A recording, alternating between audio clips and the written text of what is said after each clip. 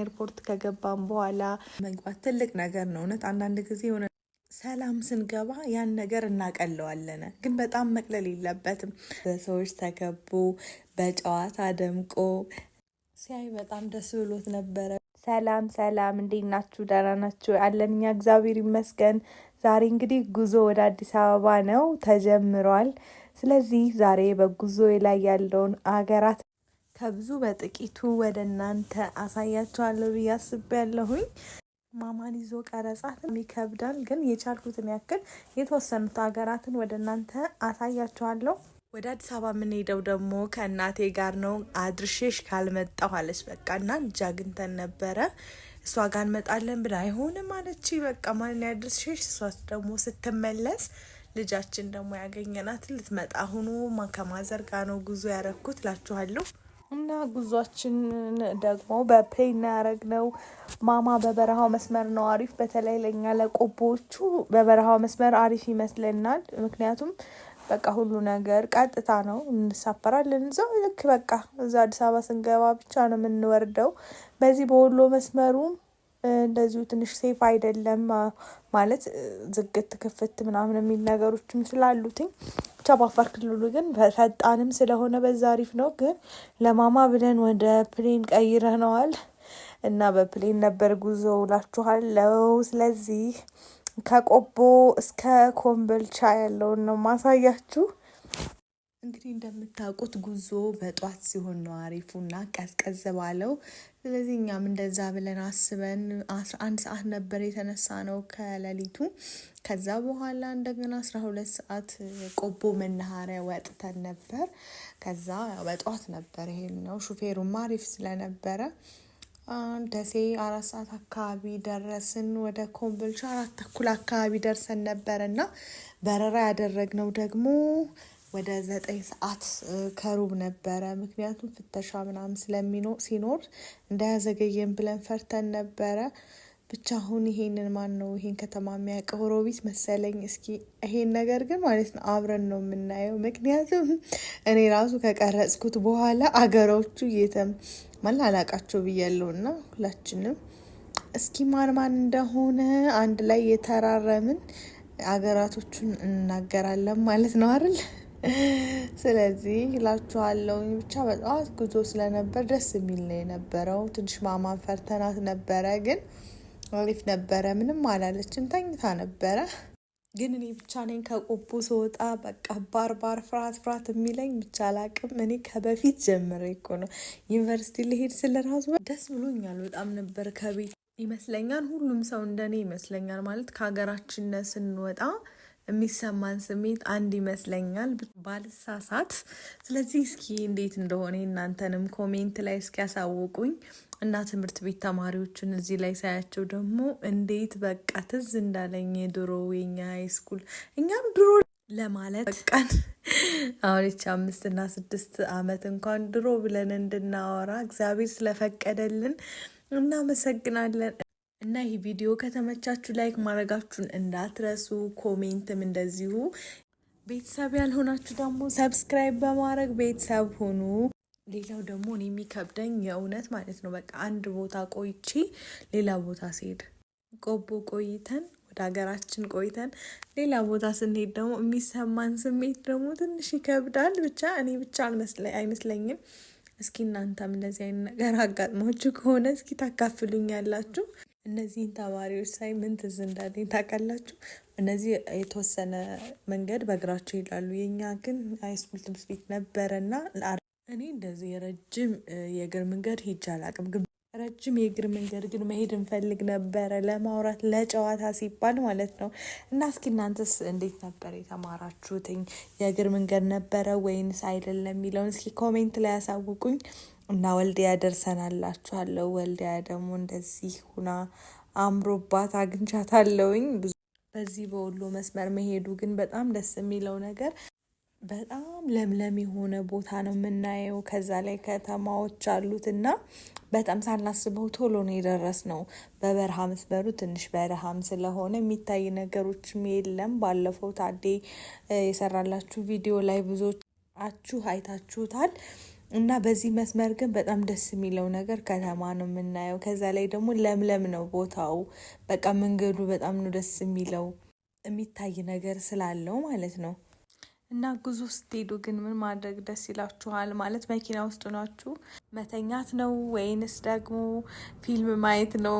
በቃ ማለት በምንድን ነው የምታሳልፉትኝ? እኔ ከዚህ በፊት በመተኛት ነበር ሳሳልፉ የነበረው የእናንተን ግን ኮሜንት ላይ ያሳውቁኝ። አሁን ግን ማማን ይዤ ነበረ። በቃ እሷን ይዤ ስለነበረ ምንም መተኛት የለም። በፊት በቃ ማላቀው ሀገር ላይ ሲሆን ቦታዎችን ለማወቅኝ አገራቶቹን ለማወቅኝ አልተኛም ነበረ። ማቃቸውና ተደጋጋሚ ቦታዎች ከሆኑ ብቻ ነው የምተኘው የነበረው። የኔ ልምድ ይሄን ይመስላል። እስኪ እናንተስ ልምድ ምን ይመስላል የሚለውን አሳውቁኝ። በዚህ መሀል ግን ሰብስክራይብ ያላረጋችሁ ካላችሁ ሰብስክራይብ በማድረግ ቤተሰብ ሁኑ። ላይክ፣ ኮሜንት፣ ሸር እንደዚሁ እንዳይረሳ። አሁን ይቺ ከተማ ማን እንደምትባል እንደዚሁ ኮሜንት ላይ ያሳውቁኝ። ልክ እንደ ቆቦ ባጃጅ በዝቶባታል። ገና ሳልወጣ ያየሁትን ሁሉ እንደ ቆቦ ማለት ጀምሬያለሁ እላቸዋለሁኝ። ሁሉ ነገር ነው ግን የሚናፍቀው። ግን ምንም ማድረግ አይቻልም። ምክንያቱም እዛ ታዴ ደግሞ ብቻውን ነው እንጂ ቆቦ የሚለቅ ሀገር አይደለም። ታውቁታላችሁ የቆቦ ልጆች።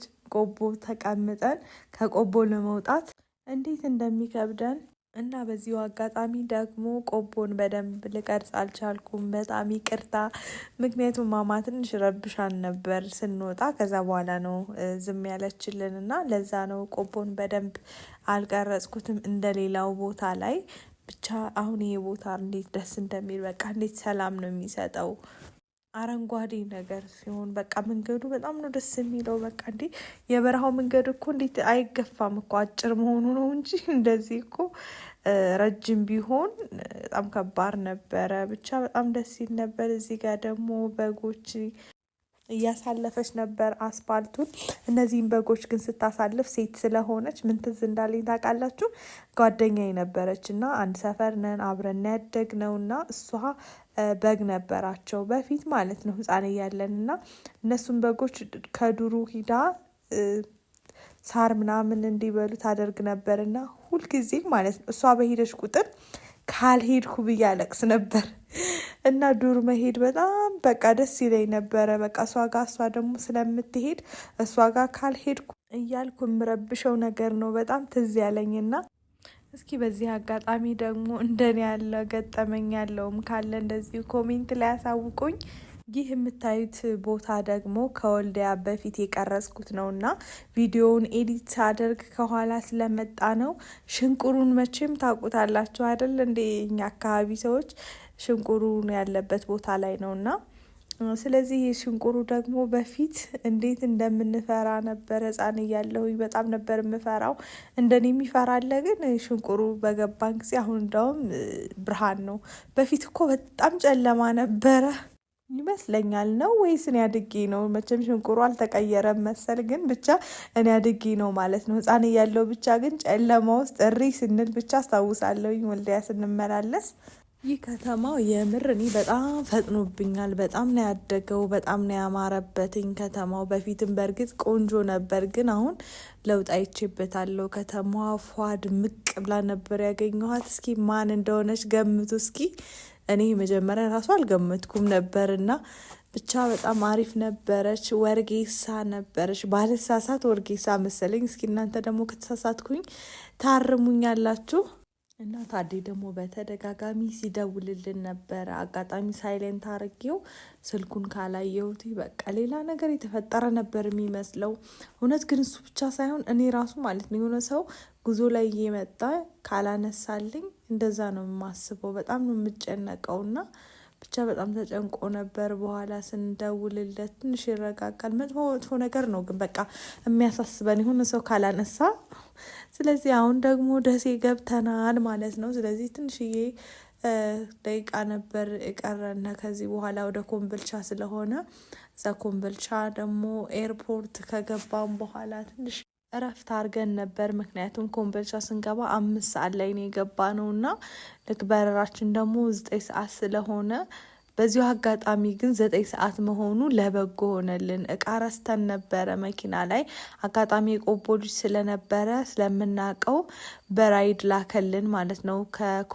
ከደሴ ከገባን በኋላ ደስ የሚለው ፓርት ደግሞ በቃ ቀጥታ ራይድ አለ ኤርፖርት ላይ የሚያደርስ ማለት ነው። እና እሱ ኤርፖርት ላይ ያደረሰን ልጅ በነግረን እንደገና እቃው ተላከልን። 9 ከሩብ ሲል ነበረ በረራው። 20 አውሮፕላኑ ተነሳ ማለት ነው። በዚሁ አጋጣሚ ደግሞ ራይዱ በጣም አሪፍ ነበር። ከህዝብ መጓጓዣ ይልቅ ራይዱ በጣም አሪፍ ነበረ።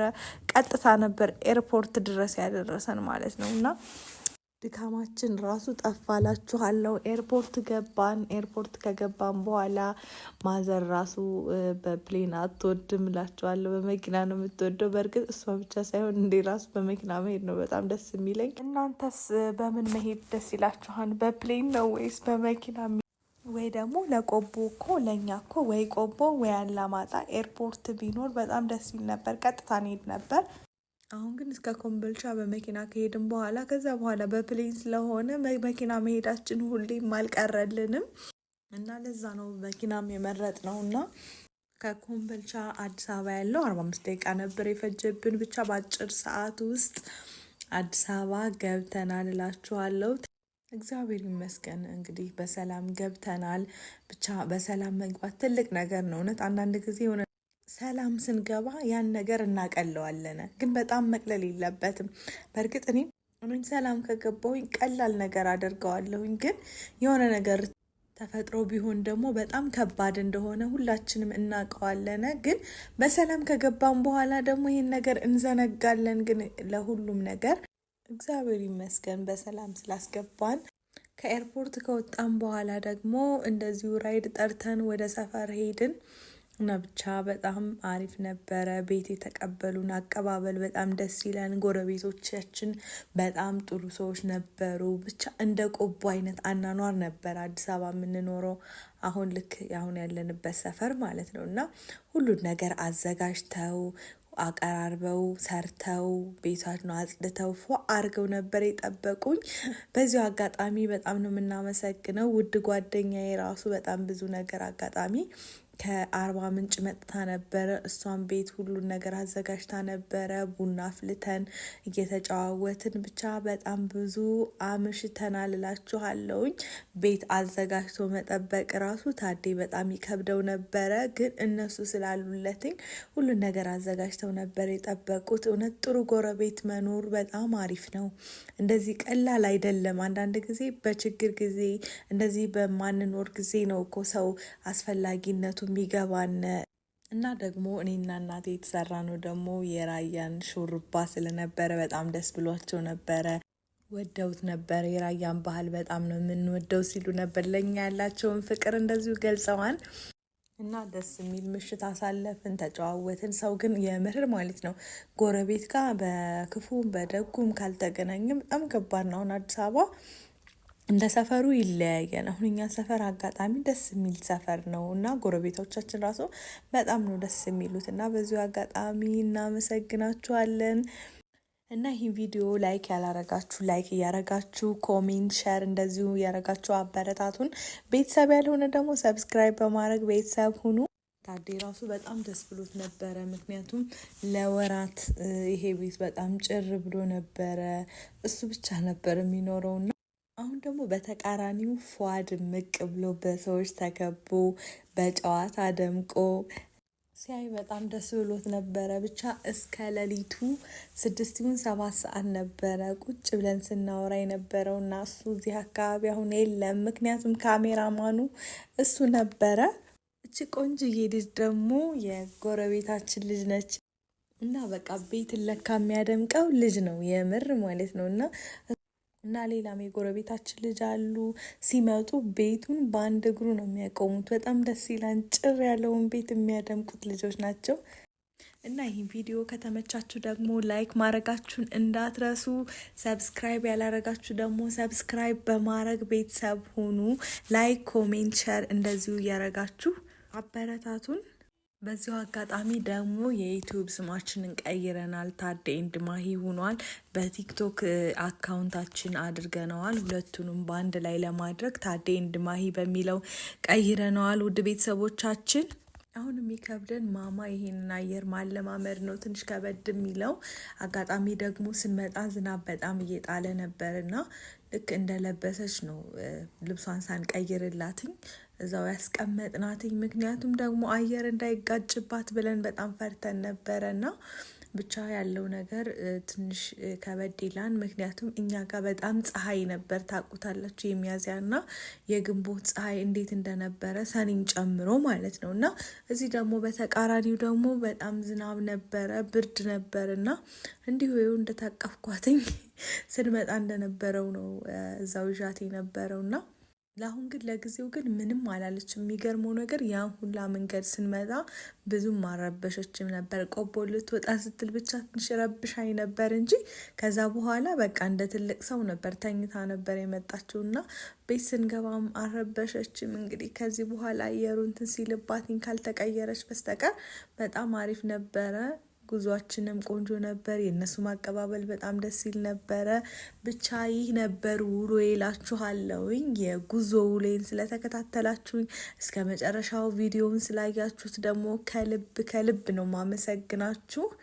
በስተመጨረሻ ደግሞ ቪዲዮ ከተመቻችሁ ደግሞ ላይክ ማድረጋችሁን እንዳትረሱ። ቤተሰብ ያልሆነም እንደዚሁ ሰብስክራይብ በማድረግ ቤተሰብ ሁኑ። ኮሜንትም ሼርም እንደዚሁ እያረጋችሁልን